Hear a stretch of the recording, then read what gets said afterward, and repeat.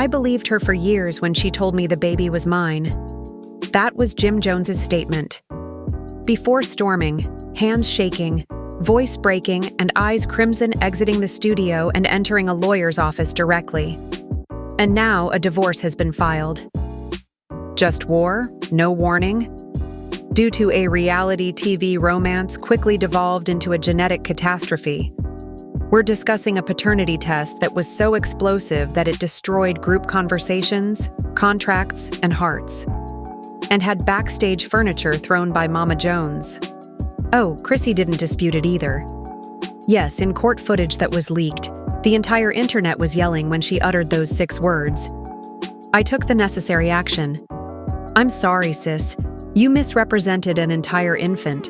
You created a ride or die brand, promoted wedding specials, and fabricated timeframes while concealing a fact that may destroy Dipset. No, this is no longer a hip-hop and love scene. The devil himself wrote the script for this incident. You won't believe what Jim's crew discovered next. Signed. This mess is only beginning, so let's dissect everything." The plan was for it to be simply another court day.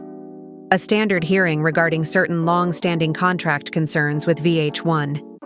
Just papers and silence, nothing too serious, until Jim Jones entered carrying a sealed letter.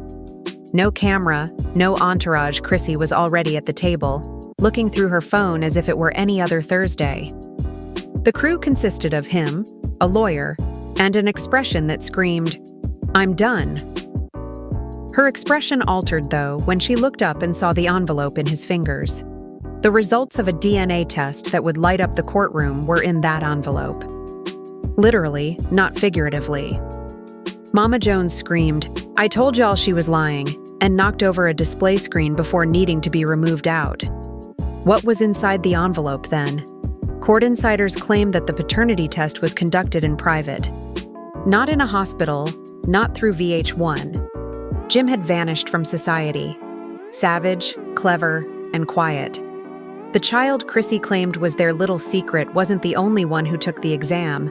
It was linked to a second child as well. It was stated that Chrissy told Jim that she had died in the womb. Here's the twist, though. There is a record of the second infant, alive and breathing. Furthermore, Jim is not the father of either.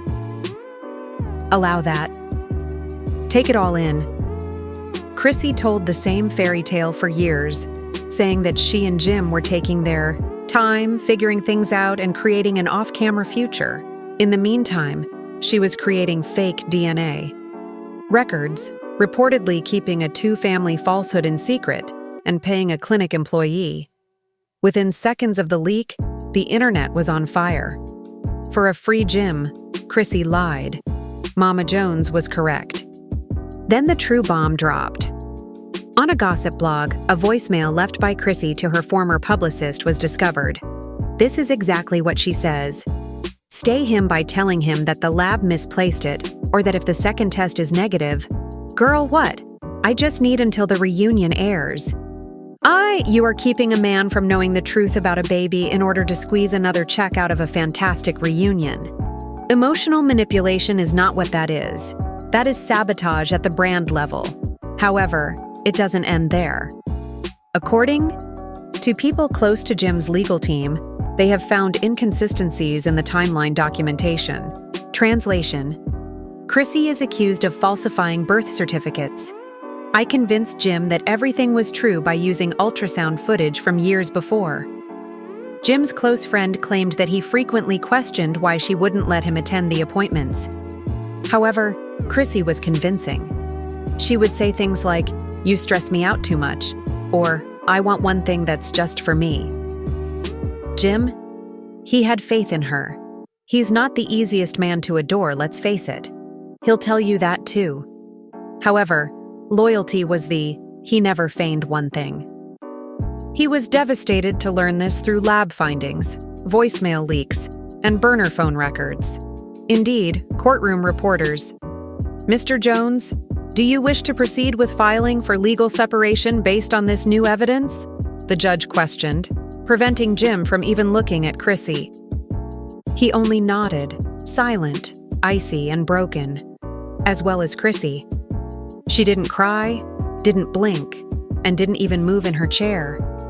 She simply folded her arms, crossed her legs, and uttered a single sentence that will always haunt Jim. The infant was never the focus. It was a matter of survival. What the hell does that do? Mean? What is the survival of? A phony partnership? A reality check? On the basis of fabricated test results? A fantasy life? According to sources, she had previously pulled a similar trick. Rumor has it that Chrissy experienced a similar circumstance back in 2011, a pregnancy concern that was later revealed to be a part of a broader production negotiation. According to one unnamed VH1 worker, she was perfectly aware of when to deliver the pregnancy card. You can't make this up. Or perhaps you can, since Chrissy supposedly did, Mona said as the ratings dropped. Jim was about to go, and Mona wanted something to ground the conclusion. Insiders claim that for years, it wasn't even the DNA fraud that truly damaged Jim. It was the embarrassment and sense of being used as a prop by someone. Another person's creation, of creating a legacy that was predetermined to be against him.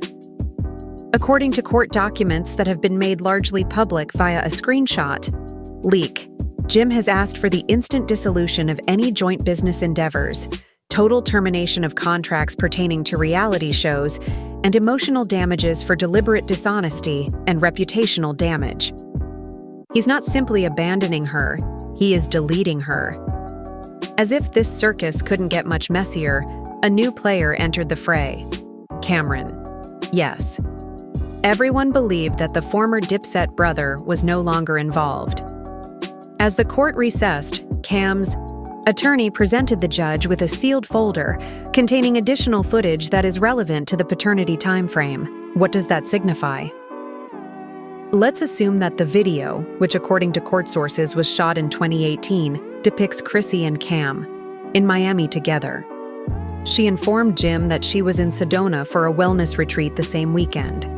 Yes, there was a hotel room involved, a room with 2 toothbrushes on the receipt. Is it a coincidence? Jim didn't believe it, and in part 2, we precisely pick up where we left off. Since the DNA test was only the beginning, Chrissy's defense unravels in real time as Cam's video is shown to the court and a fresh witness is called. The remainder. That's where things become risky. As the projector came to life, the lights in the courtroom faded a little. Everyone leaned in. The judge even raised his head from his bench. The screen blinked a blurry timestamp. August 14th, 2018, 10:42 p.m. Miami. A corridor in a hotel. Chrissy, wearing a gray hoodie, is seen strolling with her phone put to her ear and her head down. The everything was captured on camera. After looking around, she knocked on a door twice. It parted. Cameron was shirtless as he stood there, smirking gasps. The whole courtroom shifted in an instant, because this was no longer merely a coincidence. This wasn't some casual encounter or long-standing friendship. This served as evidence, the kind that destroys relationships and slams doors. The video shifted to a new viewpoint, footage from inside. Chrissy enters the room, takes off her sweatshirt, and shows off her sweats and tank top. There was silence when Cam leaned forward and whispered something. The screen turned dark. No sound, no explicit video. However, the harm had already been done. Jim sat still, looking directly ahead. If he needed a recess, the judge inquired. Stone-faced and unblinking, he waved it away. Chrissy remained unflinching. Her attorney objected to the video right away and got to his feet. According to her, this is circumstantial. It doesn't demonstrate anything more than interpersonal communication. The judge appeared irritated. On this date, your client informed the court that she was in Sedona. Boom. It only required that. A falsehood, a contradiction. On file. Additionally, as the court was getting over that video, Cam's "We're not done." The lawyer said confidently as he walked forward once more and handed over another USB. The voice memo in this one was purportedly taken from Chrissy's old backup account. The court gave its approval. It was played. The voice of Chrissy. Serene, chilly, calculating. I have leverage as long as Jim believes the baby is his. Until I find out where I stand with Cam, I won't give that up. A pin could be heard dropping. In the rear row, a woman covered her mouth. Now that she was back in the room and security was holding her chair, Mama Jones began to cry once more, but not in the loud, irate way. Nice. It was silent and broken this time. Jim simply shut his eyes. Not even the court reporter moved. The magistrate, proceed. He cleared his throat at last, and they did. A second set of documents was dropped by Cam's legal team. A $7,000 wire is shown in bank records. Moved from Chrissy to a New Jersey private OBGYN. The date was 2 weeks prior to the purported miscarriage. Description: processing outcomes in confidence. To put it another way, she paid to have a second test removed. Jim's lawyer got up right away. Right now, Your Honor, we would want to formally request a motion to look into identity concealment and prenatal fraud in connection with the paternity claims. Additionally, we plan to present these results to the office of the district attorney.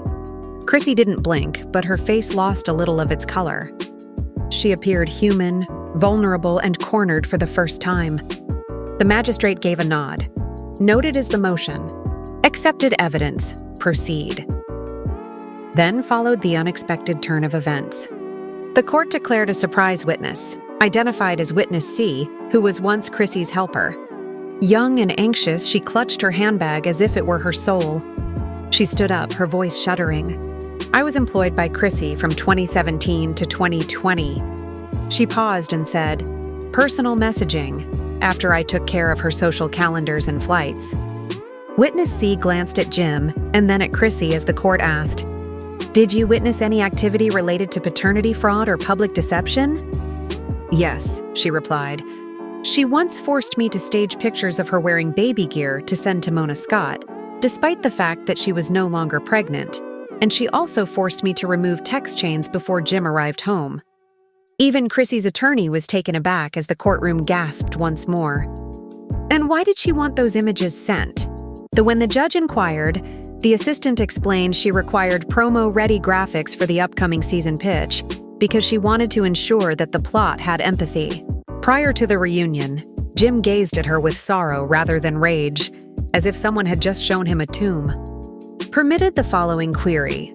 Was Cameron discussed? The assistant nodded. She used to SMS him from a burner. She would say things like, Jim is starting to get suspicious, and I once had to pick one up for her. Or don't respond till after midnight. She seemed to be living two lives.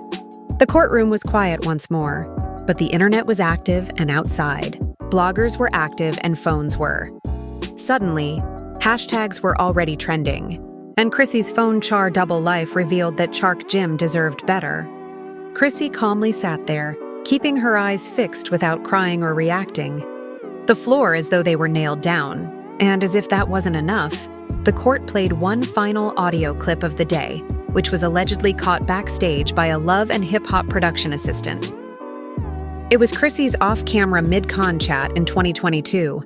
You don't have to know everything. The judge halted the tape. Mystery keeps folks in control. If he receives too much truth, he leaves. Court was recessed for the day, so Jim slowly got up and turned to go. Halfway through, he glanced over his spectacles, said nothing, and simply shook his head. Chrissy remained seated by herself while Jones followed, as if someone had finally realized the game had caught up. But the mayhem had one more twist in store. One of Jim's old business partners took the microphone as reporters gathered outside and declared, "There's more coming. Voice calls, money trails, and emails." A Love and Hip Hop executive's communication demonstrates that the pregnancy narrative was proposed months before it was shot. What does that signify then? This indicates that Chrissy not only lied to Jim, but also to America, and that every brand transaction, interview, and manufactured ring-on-the-finger moment is now being scrutinized again under a microscope of anger. Production notes have already been leaked by BH1 insiders, stylists are coming forward, and Mona Scott is allegedly under pressure to provide unedited footage. We haven't even reached part 3 yet, where hacked emails are made public and court orders are issued for Chrissy's custody, which might reveal the true story behind the entire pregnancy arc. Financial accounts and a final betrayal destroys any possibility of reconciliation. Jim lost years and years of trust. The following morning, Chrissy arrived at court by herself, without a beauty squad, a producer in her ear, a plan of whispering from her entourage. Just her big shades and a stillness that was more oppressive than anything she had ever worn. Reporters shouted her name earlier, but she knew what was coming. So she kept her head down, went straight through security, went straight to her seat, and waited. Jim's legal team arrived at precisely 9:03 a.m. with a fresh exhibit. A printed copy of an internal email exchange between Chrissy and a VH1 executive who had since been fired. Topic line: directing Jim's story, inner directions, plot points and timing cues, and the statement from Chrissy at the bottom of one thread, the one that caused the judge to raise an eyebrow, that read, "We should schedule the pregnancy fear for the 3rd episode. Before I have to explain the Miami trip game again, that buys me some time." Even her own attorney took a look. Stunned, the judge said, "Manon, could you verify that this is your message?" Chrissy paused and then nodded. "Yes, that's what I sent, Honor." Everyone in the courtroom sensed the change, so there was no need for a gasp. The change was complete. Chrissy was now the antagonist in her own series, not just a reality star. Jim, meantime, had remained silent, sitting quietly and occasionally drinking water, seemingly oblivious to everything. This was all business now, as if the heartache had ended. But then the moment that shattered him occurred when a court technician wheeled in a screen for one more piece of evidence. And Chrissy's authenticated time-stamped iCloud audio memo from a year ago, in which she can be heard speaking to someone on speaker, will end things if Jim ever learns about Cam.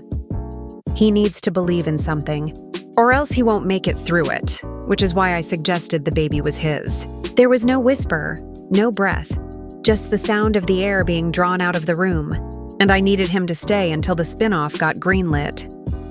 Jim's lawyer walked up to the bench, slowly pushing back his chair and said, "Your Honor, we are submitting this as final evidence supporting. Do you deny the authenticity of this audio?" The judge nodded, then turned to face Chrissy.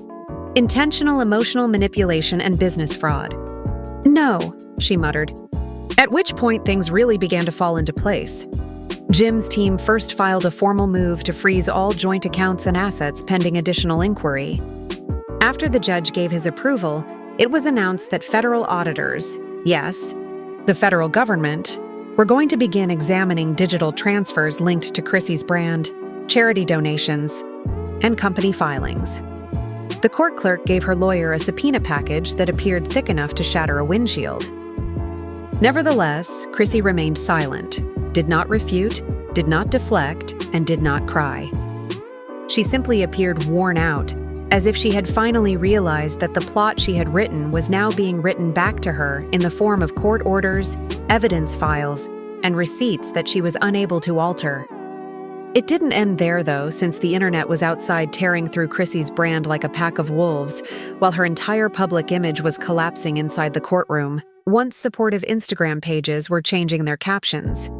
Team Chrissy became Chrissy Played Us All, and TikTok was overflowing with side-by-side comparisons of situations where Chrissy pretended to cry over the pregnancy, but the actual timeline revealed otherwise. Worst of all, a VH1 internal discussion that was released revealed producers making jokes about pregnancy arcs with one sentence that really got to the point. "She offered us ratings in exchange for a baby, so this wasn't just betrayal. This was a production-wide performance that was paid for with emotional currency Jim never committed to spend, choreographed for views and driven by lies." "Do you have anything to add before we conclude today's hearing?"